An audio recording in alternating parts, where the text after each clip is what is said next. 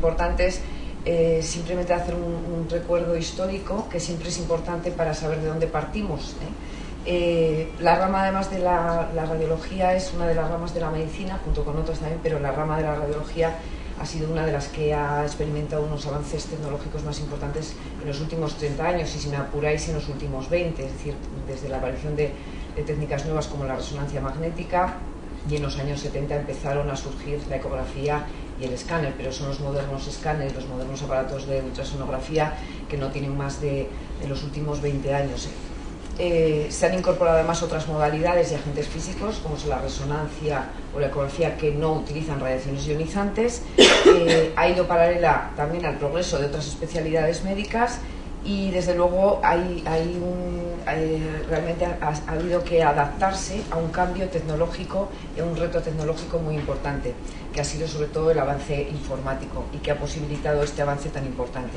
Lejos quedan ya, desde la aparición o desde el descubrimiento de los rayos X por el físico alemán que fue Wilhelm Conrad Röntgen en 1895, que descubrió unos rayos que les llamó X porque les llamaba rayos incógnita, porque veía que eran unos rayos muy penetrantes, que eran capaces de atravesar el cuerpo humano y cualquier objeto, pero que no eran visibles, y por eso los llamaron rayos X. Y aquí a la derecha tenéis la imagen de la primera radiografía que obtuvo en una placa radiográfica, que era la mano de su mujer Berta, que le hizo poner la mano para ver, y la reveló después en una placa radiográfica, y vio que era capaz de sacar la mano y de penetrar el cuerpo humano. Y esto fue el nacimiento de lo que es la radiología, es decir, que bueno, es de finales de prácticamente, vemos que no es tan lejano tampoco, es decir, que es de finales del siglo XIX, es decir, que casi es del siglo XX el descubrimiento de los rayos X. Bien, a partir de esas primeras imágenes y de todo ese desarrollo, actualmente ¿dónde estamos? Pues estamos ya en la radiología digital, es decir, nosotros obtenemos imágenes que ya no van a ser en placas radiológicas, sino que vamos a obtener una imagen digital en un ordenador, y esa imagen va a viajar donde nosotros queramos. Estéis ya muy acostumbrados. Entonces, del clásico concepto radiología diagnóstica o servicios de radiología, que utilizaban fundamentalmente rayos X y nada más, en los últimos 20 años, y con la aparición de ecografía, resonancia magnética y otras técnicas que no utilizan radiaciones ionizantes, se ha pasado al nuevo concepto de diagnóstico por imagen. De esa imagen digital se deriva hoy ya no solamente que obtengamos la imagen en un computador, sino que esa imagen viaja por todo el hospital, en un hospital ya digitalizado, con historia informatizada. Entonces obtenemos las imágenes de los diferentes equipos y técnicas diagnósticas. Esas imágenes van a ser archivadas en un sistema de archivo que se llama PACS, que no es ni más ni menos que un sistema de archivo de imágenes, y que ese PACS, convenientemente organizado y regido por un sistema de registro o de historia clínica, que en nuestro caso es el chamán, lo que se llama el RIS o el GIS, va a pasar por todos los ordenadores del hospital, y que vosotros ya usáis aquí perfectamente en todos los ordenadores. Esto ha supuesto un avance importantísimo y tampoco es tan lejano. Por lo tanto, con todo esto y con estos avances y estas ventajas que tenemos tecnológicas, el enfoque actual, y que también le toca a los servicios de radiología, no es ya que cada radiólogo, cada especialista se especialice en una técnica, sino que lo que se está barajando hoy en los servicios ya más avanzados, lo que se trata es de que se especialicen en patologías, y que un radiólogo sea capaz de aplicar, especialista en un campo, todas las técnicas para aclarar un problema clínico o un problema diagnóstico. Para ello debe de regirse por unos principios básicos, es decir, elegir inicialmente el método menos invasivo, el más eficiente, que dé mejores resultados, que por supuesto sea técnicamente valioso, y que además, si puede ser más barato, pues empezar por el que sea más barato. Por supuesto, luego podemos tener protocolos y podremos ir siguiendo hasta aclarar el diagnóstico, pero siempre debemos de regirnos por una regla razonable, ¿no? O sea, utilización racional es el tema de hoy, de las pruebas de imagen. Claro, todo esto, ¿qué implica? Pues implica una unión y una comunicación y una unidad total con clínico-radiológica. Y si no, las cosas no funcionan bien. Y desde luego los sitios donde funcionan bien es porque hay una integración y una comunicación y una unidad clínico-radiológica. Y todo parte de lo que parece de perogrullo, pero muchas veces nos olvidamos los radiólogos, que muchas veces nos lo dan tan fácil y nos ponen una pantalla con imágenes y a veces nos olvidamos de paciente, no vemos a los pacientes y solo interpretamos imágenes. Y eso es un error y lleva errores. Y también desde el punto de vista clínico tenemos un arsenal tan importante que muchas veces por el trabajo intentamos pasar directamente a las pruebas sin pasar por el primer eslabón. Y es fundamental y todos lo sabéis, pero conviene recordarlo. Es decir, la historia clínica y el enfoque clínico es el punto de partida. A partir de ese enfoque clínico y con los datos más relevantes que nosotros nos traducís a los radiólogos, deberemos de elegir el protocolo, la técnica y el diagnóstico más probable. Cuando este eslabón primero se pierde, todo lleva a errores. Se duplican o se hacen pruebas que no se deben de hacer, se pasa, y entonces al final el paciente es el perjudicado. Yo creo que esto lo sabemos todos, pero simplemente es recordarlo y refrescarlo, porque a veces tenemos tentación, pues eso, de, bueno, pídele tal, pídele cual y ya le veo. No, es le veo y le pido. O sea, lo primero es ver al paciente y hacerle la historia. Ese es el primer eslabón. Y así queda reflejado en las guías de práctica clínica. Entonces, para un paciente concreto y con un enfoque clínico, según sea ese enfoque, nosotros podemos utilizar diferentes protocolos, guías y empezar por una prueba o por otra, o hacer dos, o hacer tres, etcétera. Entonces, ese enfoque va a ser importante. Y a partir de ahí elaboraremos los diferentes algoritmos o aquellos protocolos que sean más adecuados y en el orden que sea el adecuado. O sea que, por lo tanto, que no se nos olvide. O sea, es verdad que lo sabemos todos, pero que bueno, de vez en cuando no está de más entre todos refrescárnoslo. Y luego ya, por supuesto, pues bueno, me centro un poco, como es un tema muy amplio y no tenemos tan poco tiempo, pues un poco daros un poco las características o refrescar los conceptos, muchos de ellos que también vosotros los manejáis y los tenéis. Entonces, en todo el arsenal diagnóstico que tenemos y que he puesto aquí actualmente, pues simplemente me he limitado pues a refrescar algunos conceptos y algunas características que son propias de cada técnica y ver un poco la evolución. Entonces, vamos a empezar por la radiografía.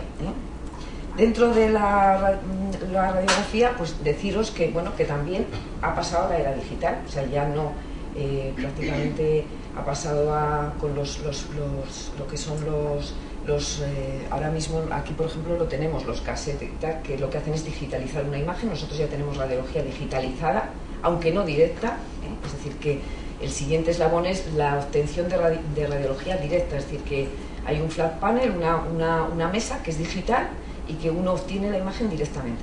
Ahora mismo lo que hacemos es pasarlo a un cassette y ese se digitaliza. O sea, digamos que digitalicemos una imagen que inicialmente no es digital. Pero bueno, ya tenemos muchas ventajas. Ha mejorado espectacularmente también la imagen radiológica. O sea, ahora hay muchas lesiones que antes se llamaban ocultas y que se ven. La capacidad de resolución es tremenda y los nuevos aparatos flat panel, además, con un solo disparo podemos verlo, como veis en esta imagen, en diferentes ventanas. Podemos ver para óseo y para partes blandas, por ejemplo, en un tórax. Sigue siendo la prueba diagnóstica de inicio y que más se utiliza de todas las exploraciones médicas, especialmente además en el campo musculoesquelético y en tórax, en torácica y en musculoesquelético. Tiene un alto rendimiento, coste-beneficio, es decir, es barata. Tiene el inconveniente que emite radiación, pero menos que lo vamos a ver que un escáner. Y debe ser, desde luego, en el campo musculoesquelético y en tórax es la prueba punto de partida de prácticamente el 99% de las exploraciones.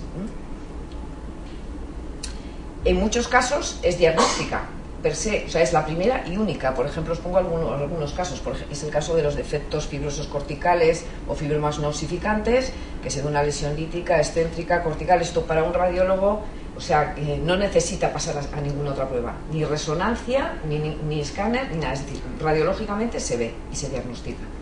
Son lesiones metafisodiafisarias y que normalmente, según la fase en la que están, pueden ser más líticas o más esclerosas según evolucione.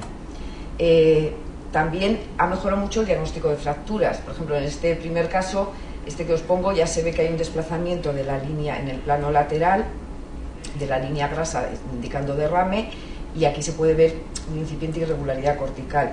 Realmente en este caso no se diagnosticó inicialmente, se le hizo una resonancia y se vio una pequeña fractura de la cabeza radial, pero luego ampliando esta imagen, que ahora nos permite, ya se ve una mínima irregularidad de la cortical.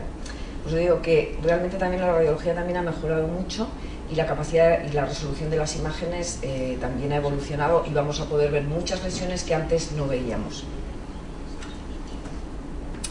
Del TAC, pues ya he dado alguna charla aquí, ni qué decir tiene la evolución que ha tenido el escáner, además con los nuevos multicortes, es decir, y multidetectores. Cada año que pasa salen más número de detectores, o sea, dentro de poco el escáner, pues por supuesto seguro que se implica en la cardiología, en lo que son los estudios hemodinámicos, probablemente el escáner llegará a pasar a quirófano, etcétera. Realmente los multidetectores han supuesto un avance tecnológico muy importante, porque hemos pasado de lo que se llamaba el TAC, es decir, tomografía axial computerizada, es decir, axial porque obtenía cortes axiales, hemos pasado a volumétricos, es decir, obtiene una imagen de un volumen. Y ese volumen lo reconstruimos en todos los planos del espacio y es lo que ha permitido que veamos imágenes en todos los planos del espacio con una altísima resolución, porque realmente lo que hemos pasado es de tener una imagen de un corte axial a un estudio de un volumen.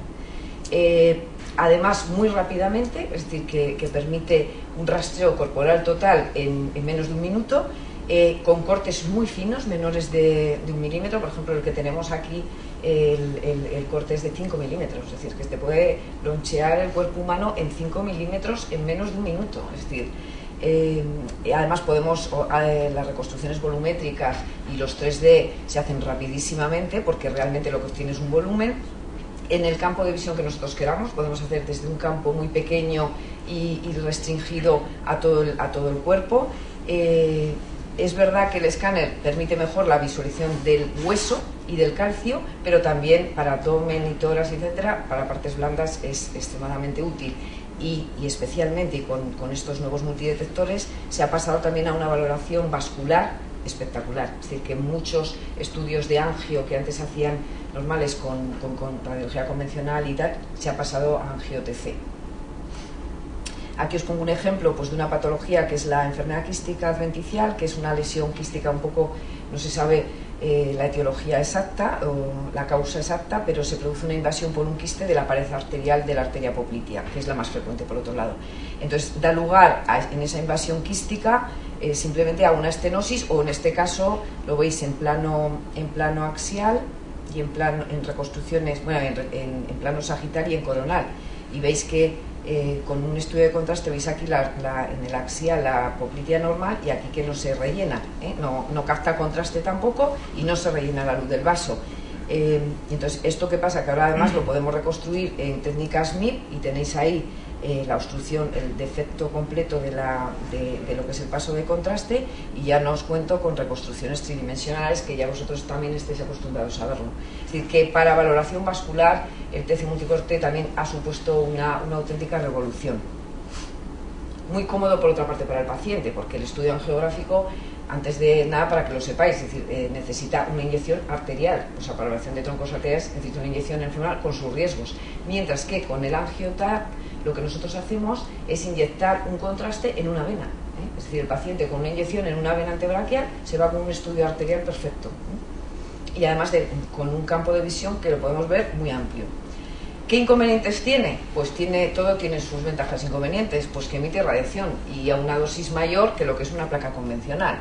Para que os hagáis una idea, un escáner, por ejemplo, un TC de tórax o de abdomen, lleva una radiación aproximada de 10 milisieverts, que aproximadamente es como 100 veces una placa de tórax. Y aproximadamente son 3 años de lo que sería una radiación normal, que nosotros vivimos o sea, en la Tierra tenemos una radiación terrestre, cósmica, etcétera. Es decir, todos recibimos una cierta radiación ambiental. Pues un escáner de abdomen, por ejemplo, sería como 100 placas de tórax. ¿Y qué inconveniente tiene también? Pues que valora muy bien el hueso, pero tiene menor resolución que en partes blandas que la resonancia magnética. Lo que pasa que nosotros, bueno, a veces intentamos, por ejemplo, en el abdomen y en tórax, realmente tiene una utilidad bastante importante. Lo que pasa es que en el campo musculoesquelético, pues a veces lo suplimos, pues incluso metiendo contraste, pues como en este ArthroTac, ¿no? Donde metiendo contraste intraarticular nos permite incluso ver el labrum, ¿no? Y con una calidad bastante importante desde el punto de vista, incluso mejor a veces para ver cartílago, etcétera, que una resonancia magnética. Pero bueno, realmente el escáner ve mejor el hueso, porque además el hueso permite valorar muy bien lo que es la cortical intravehicular, mejor que la resonancia, que ya vamos a ver que no ve solo hueso, o sea, que realmente ve otras cosas. Indicaciones muy rápidamente, pues por supuesto en el campo musculoesquelético, en patología traumática, pues todo, es decir, permite ver cosas que antes no se podían ver y desde luego en todos los planos del espacio. Es especialmente útil además en el paciente politraumatizado, donde podemos valorar de forma integral todo, pues todas las fracturas, desde las más pequeñas hasta las más grandes, incluso la valoración de órganos viscerales abdominales y torácicos. Y podemos ver el plano óseo, además con reconstrucciones 3D muy bonitas, donde vemos todo perfectamente. Incluso podemos ver abdominales, incluso con el contraste pues podemos hacer el urotac donde vemos perfectamente la función renal. Y luego además en patología, pues, por ejemplo, oncológica, etcétera, pues bueno, pues podemos ver, pues, por ejemplo, en esta imagen coronal, que es un corte coronal de escáner, o sea, no es una radiografía, pues podemos ver perfectamente, especialmente útil para valorar lo que es la matriz ósea, o en este caso de encondroma femoral, o en este caso de condrosarcoma. Además nos va a servir en casos sobre todo de oncológicos y de tumores, no solamente para diagnósticos, sino también como guía para biopsia, y sobre todo en las biopsias óseas el escáner es la técnica indicada como guía. O en este caso a la derecha, que es un osteoma osteoide, que por su pequeño tamaño, a veces, y por su localización, que a veces es difícil de valorar, pues nos permite ir guiados de forma muy precisa a la lesión y tratarlo bien con radiofrecuencia o bien con la extirpación. Este fue un caso que hicimos aquí, osteoma osteoide, claro, no nos llegan ahora para tratar, pero vamos, que hicimos con escáner, con la colaboración además de la doctora Iglesias y el doctor Rayo, y bueno, era una chica que había estado como 5 años que no se le había diagnosticado y tenía un pequeño osteoma osteoide muy marginal en el cuboides. Aquí veis el nidus. Pues con el escáner lo localizamos, funcionamos y ya lo resecamos. Pero vamos, que especialmente son patologías donde necesitas una localización muy precisa, ¿no? De la ecografía, pues ya que os voy a contar, simplemente saber que su origen tuvo lugar en la Primera Guerra Mundial con el descubrimiento, en la Segunda Guerra, con el descubrimiento del sonar y del radar. Inicialmente los primeros estudios ecográficos se realizaron en ginecología, yo creo que fue el primer estudio que se hizo, y en cardiología. Entonces se utilizaba lo que se llamaba el modo M, que todos habéis estudiado, pues que salía una onda o espectro en función de cómo atravesaban los ultrasonidos el tejido. De ese modo M o una representación de un espectro hemos pasado a una imagen. Y realmente la ecografía en tiempo real con imagen es de los años 70, el comienzo. Aquí también ha habido muchísima evolución tecnológica, eso lo palpamos todos los días. Se han descubierto nuevas sondas de alta resolución, de alta frecuencia, sondas endocavitarias, o sea, con la ecografía podemos llegar donde queramos. Por cualquier cavidad podemos entrar con una sonda de ultrasonidos. Además, todo esto unido a los avances informáticos y digitales, pues bueno, esto ha sido la auténtica revolución, con imágenes cada vez más precisas, no como antes que bueno, se veían ciertas sombras. Ahora mismo las imágenes son espectaculares en 3D, etcétera. Además permite no solamente eso, sino que permite el análisis vascular con el Doppler, que también supuso una auténtica revolución. Podemos usar contrastes, y de hecho se usan para valoración, sobre todo antes de biopsias, pues en hígado, etcétera. Y luego ya el último avance ha sido la sonolastografía, que bueno, ya lo incorporan muchos equipos de eco, y que realmente lo que hace es valorar las propiedades elásticas de los tejidos. Aquí os he puesto un nódulo tiroideo, entonces lo podemos ver en escala de grises o en mapa de color, y entonces bueno, se establece una gradación, y entonces esto a veces sí que sirve también, incluso se ha utilizado en próstata o mama para valoración precisa de las biopsias en función de valorando un poquito las propiedades elásticas del tejido. ¿Qué ventajas? Pues ya muy rápidamente, porque todos la sabéis, es una técnica muy cómoda para el paciente, rápida, de fácil disponibilidad, en equipos portátiles, lo podemos llevar donde queramos, tiene altísima resolución ya en partes blandas, podemos utilizar además la valoración vascular, no emite radiación, con lo cual espectacular, y además la podemos usar, por supuesto, como guía de biopsia, punciones o como en procesos invasivos, es decir, es la prolongación de la mano del médico.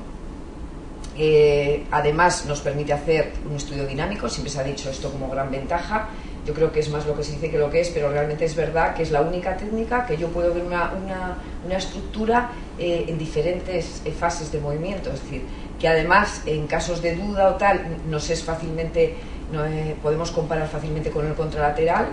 Esto no ocurre en la resonancia, que tendrías que sacar al paciente y volver a hacerle otra prueba, es decir, de forma rápida. Además podemos focalizar muy bien la zona palpable, el punto doloroso, etcétera, y tiene un alto rendimiento en las partes blandas, como ya lo he dicho. Pues pongo un ejemplo por ejemplo, de un bíceps con ecografía y en resonancia, y es un tendón que es difícil para cualquier técnica de imagen por su trayectoria anatómica.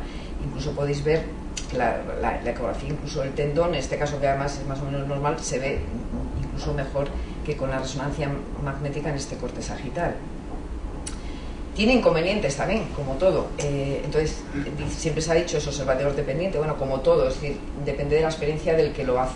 Pero en este caso más, porque como el diagnóstico se hace en el momento, en la ecografía obtenemos un vídeo, digamos, entonces en ese momento, pues según hayamos acertado o no, hayamos visto o no, o hayamos registrado, pues ese es el diagnóstico.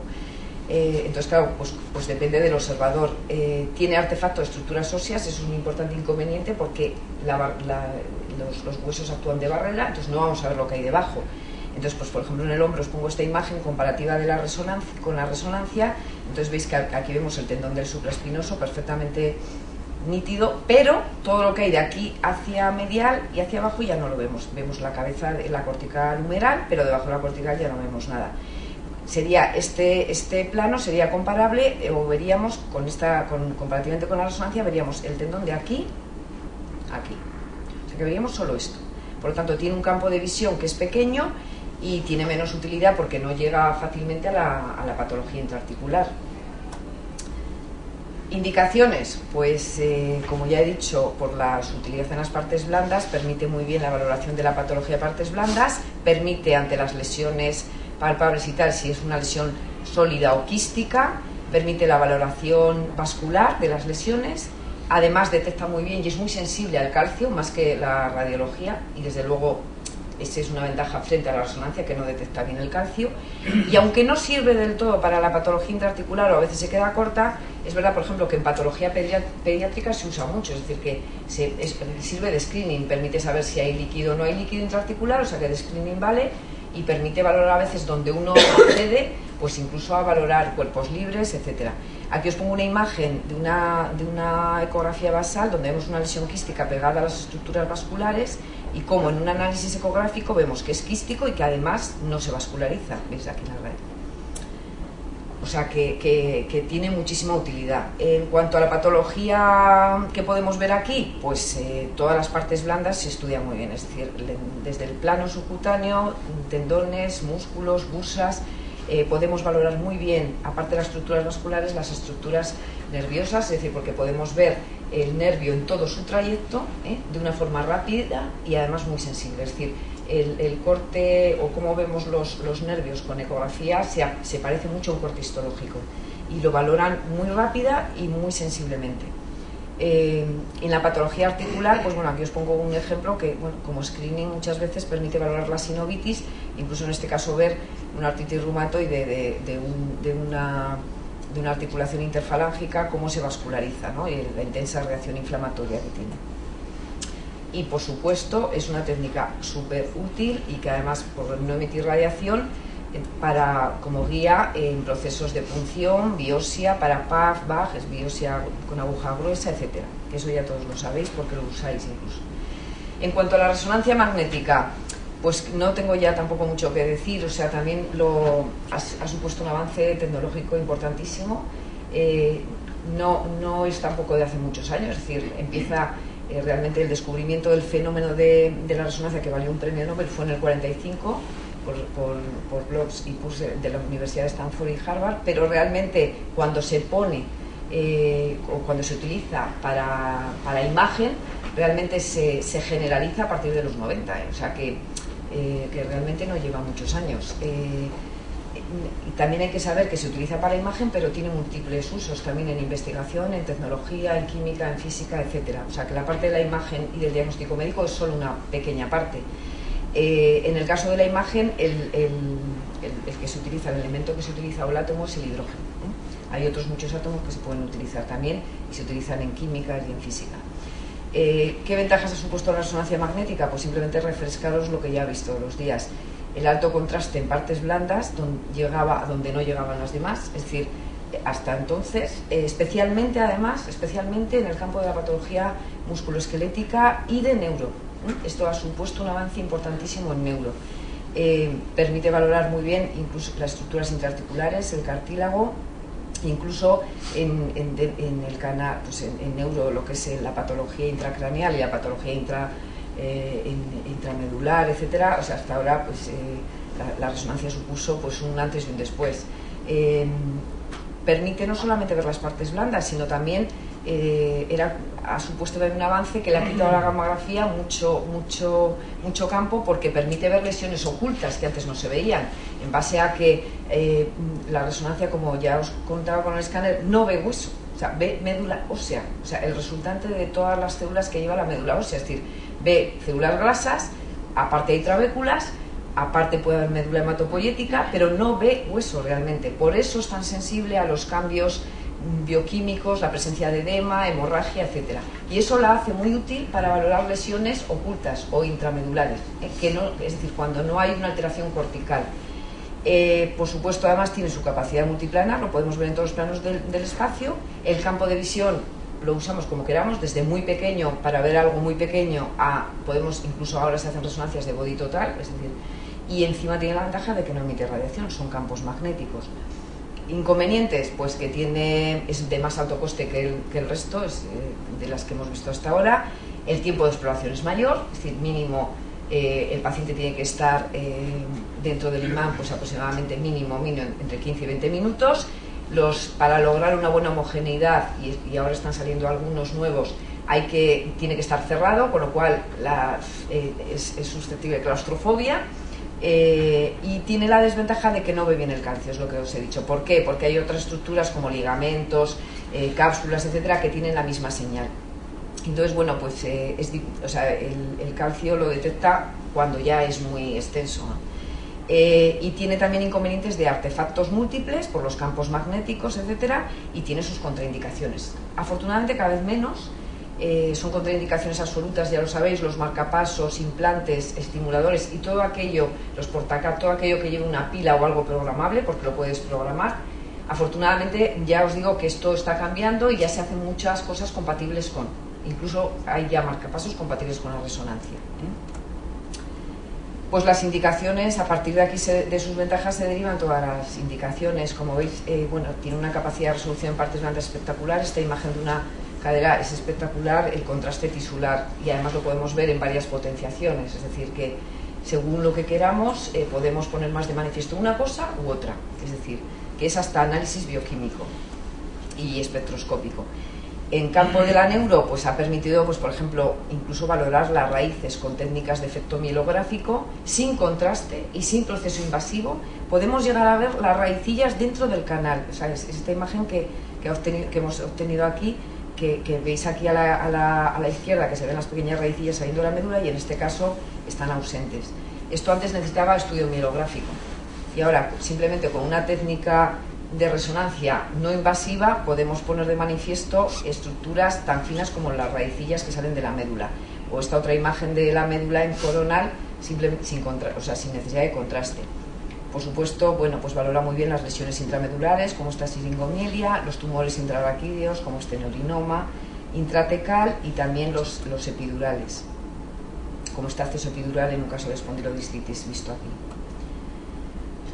Como os he dicho, también permite valorar no solamente las partes blandas, sino es muy sensible a las lesiones intramedulares, como esta fractura trabecular, donde veis el edema, y que si no viola la cortical o no afecta a la cortical, pues realmente pues no se veía, Es decir, las fracturas de estrés, por ejemplo, la resonancia las pone de manifiesto mucho antes que otras técnicas. Y por supuesto, en el caso de las infiltraciones medulares, o en el caso de estudios de extensión tumoral, es la técnica que mejor valora la infiltración medular, no hay otra. Es verdad que no es totalmente específica, pero es verdad que no hay otra que sea tan sensible como ella. En el caso de la patología oncológica y tumoral, pues nos permite valorar muy bien pues los tumores, la extensión local, valorar monitorizar el tratamiento, detectar recidivas, y es por ser muy sensible a los cambios de señal, detecta lesiones, o sea, valora muy bien lo que es la valoración compartimental o la extensión extracompartimental de los tumores. Este es un caso de una lesión sarcomatosa que al final se hizo la biopsia con escáner, pero que en el escáner, como veis, se ve muy poco de lo que era el tumor, comparativamente con la resonancia. Dos palabras de la gammagrafía. Saber que la gammagrafía es una de las exploraciones de medicina nuclear que hoy, junto con el PET, es de las más usadas todavía, porque muchas de las otras han quedado obsoletas ya. Saber simplemente y tener el concepto que la imagen gammagráfica no es una imagen anatómica, es una imagen funcional, es una imagen que representa la actividad metabólica y, bueno, se utiliza sobre todo para valorar grandes extensiones. Especialmente se usa en mama, pulmón, próstata, riñón y tiroides. Hay otros muchos tumores que, por ejemplo, pues por su actividad metabólica es menos sensible y da menos rendimiento. Pero bueno, es una técnica barata, permite una obtención rápida de todo el esqueleto. Como veis, hay zonas que captan más que otras. Este es un estudio normal en AP y posterior, y este es un estudio pues en un caso de metástasis osteoblásticas. Solamente ve mejor las osteoblásticas, es decir, siempre que aumente la actividad metabólica del hueso sano frente a la lesión. Por eso hay lesiones que no se ven, pues porque sean muy benignas y el hueso no se entera, o en las muy malignas, o sea, hay casos de sarcomatosis muy malignas de un crecimiento rápido que el hueso tampoco se entera y entonces no captan, es decir, es una imagen funcional. Y dos palabras del PET para que lo sepáis. El PET también aparece en los años 90 y realmente las aplicaciones clínicas han aumentado espectacularmente en los últimos 10 años. Las ramas más importantes de donde se utiliza es en oncología, neuropsiquiatría y en cardiología. Que sepáis que el PET su fundamento es la unión de un isótopo que se llama emisor de positrones. Un positrón es un electrón cargado positivamente que se obtiene de un ciclotrón. El ciclotrón no es que sea un reactor, es un elemento, un aparato eléctrico que lo que hace es acelerar la partícula. Son de vida muy corta, es decir, que su actividad emite radiación solamente 1 hora, así. Y entonces se usa esos isótopos de vida ultracorta. Normalmente es el flúor el que más se utiliza, aunque hay otros. Se unen a una partícula metabólica, que en este caso es la flúor desoxirglucosa, es decir, es una forma de glucosa, y entonces eso se inyecta y se ve cómo se distribuye. Entonces, ¿qué es lo que se obtiene? Pues es una imagen funcional también. Es una imagen que va a valorar la actividad metabólica. Entonces, cuando haya patología que aumente su actividad metabólica, en tumores, patología infecciosa, inflamatoria, etcétera, pues se ve mayor captación. En el PET ha supuesto un avance importante la aparición de equipos híbridos, que se llaman, es decir, multimodalidad, es decir, que unen la técnica del PET, por ejemplo, con el TC. Entonces, ¿esto qué ha supuesto? Pues ha supuesto una mayor resolución anatómica y de localización. Por ejemplo, aquí a la derecha os pongo una imagen de un PET basal normal, ¿ves?, en coronal, sagital y axial, y aquí unido al escáner. Como veis, aquí realmente une o fusiona una imagen funcional con una imagen anatómica. Entonces esto ya es otra cosa. Entonces podemos ver un nódulo pulmonar con una resolución anatómica de un TC y que valora una actividad funcional. ¿Qué es lo último que ha aparecido ahora? Los equipos híbridos que ya se han presentado y se han presentado en el último congreso, o sea que ya se venden en el último congreso de Chicago, que son los PET-RM. Y probablemente en un tiempo no muy lejano iremos a la multitrimodalidad, es decir, que se podrán hacer incluso 3 pruebas en el mismo equipo, separadas, ¿no? Muy brevemente ya, simplemente haceros un algoritmo de lo que hemos hablado hasta ahora y que yo creo que todos más o menos lo sabéis, pero simplemente recordarlo. Entonces, simplemente saber que, por ejemplo, cuando sospechemos una lesión, o sea, ¿por qué prueba empezaremos? Pues por lo que hemos dicho, por su alto rendimiento, por ser barata, por emitir radiación, pero no menor, empezar por una RX, ya lo sabéis, sobre todo en patología traumática, etc. Si solamente con la RX muchas veces obtenemos el diagnóstico y ahí nos paramos. Si la RX es negativa, la siguiente prueba a realizar será, si la RX, es positiva, la siguiente prueba a realizar a lo mejor puede ser esto o puede ser un escáner para valorar con más precisión eso que hemos visto.